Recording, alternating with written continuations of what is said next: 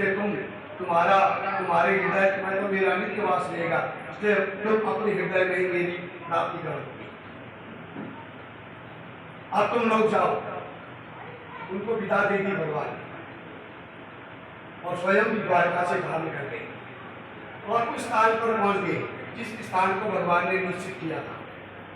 सारी द्वारका तो अब जैसे ही भगवान ने द्वारका छोड़ी उसी समय द्वारका भी जल में डूब गई। द्वारका जल में डूबी तो भगवान उस पेड़ के नीचे आए जहाँ पर आकर के उन्होंने पहले अपने आप को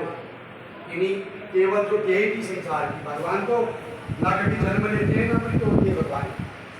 ये तो केवल संसार को दिखाने के लिए भगवान ने इस देह को धारण किया था। तो वहाँ पर पेड़ के नीचे इन्हीं ब्रह्मासन में पद्मासन में भगवान बैठ करके तत्वचित हो गए और जैसे ही जागरण ने भगवान को तो केवल उसका एक अपने त्रेता युग की वचन याद कर रहा था कि वहाँ वो बाली था और भगवान राम थे, आज वो जागृत है और भगवान कृष्ण है। उसने जैसे ही भगवान के अंगूठे पर उसका बाण का दंश आया वैसे भगवान का जो देह वह भस्मी साफ हो गई और भगवान को पहले ही वैकुंठ में पहुंच गए थे। और इस प्रकार से कहते हैं सुखदेव जी ने जब इस कथा को राजा परीक्षित को सुनाया तो परीक्षित कथा सुनते सुनते भाव विभोर हुए और उन्होंने भी भगवान से भगवान की दिव्य कथा को सुन करके और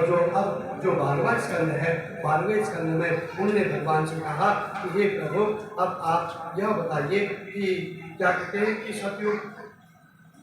आदि का यानी पहले तो हमारे जो युग है